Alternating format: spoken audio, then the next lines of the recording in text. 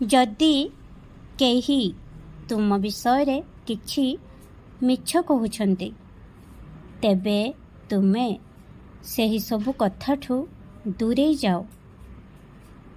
सेहीपरि लोकमानंक विषय चिंता कर नाही, कारण तुमे मो संतान एवं बहुत दक्षशील अट।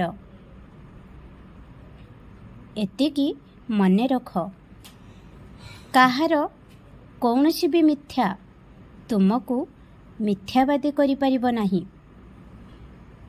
जेउमाने सेही मिथ्या को विश्वास करती तेबे एतिकी बुझी नियो जे सेमाने तुम निज लोक नुहंती।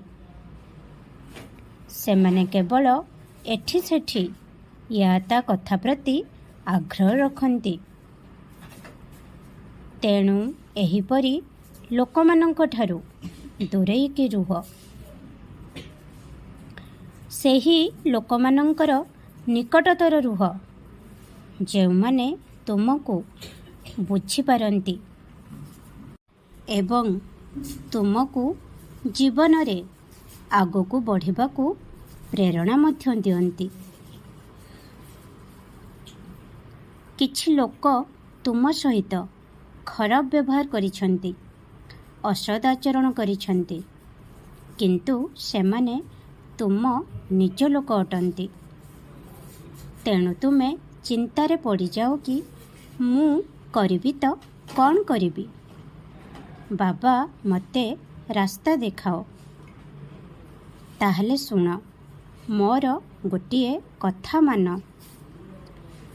जदि तुमे मानुछ कि सेमाने तुम निजर, तेबे तांकु तांकर भूल पाई क्षमा कर एवं जहाँ बीती जाइछि से अतीत को निजर वर्तमान रे आनो नाही।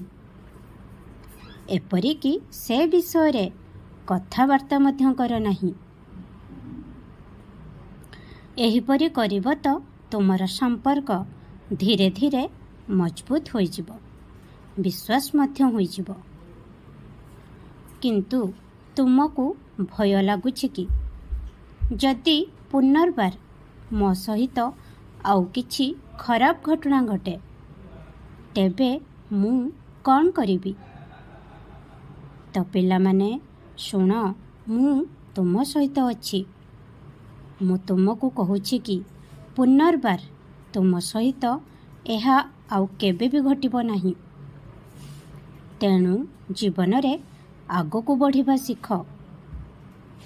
निज मनरे पुराणा जंत्रणा एवं भय को नहीं बसी रुह नाही। जदि तुमे मोर उत्तर पाई अपेक्षा करिछ तेबे मु तुमको खूब शीघ्र स्वप्न दर्शन माध्यम रे मोर उत्तर देवी। खुशरे रुह, खूब हस।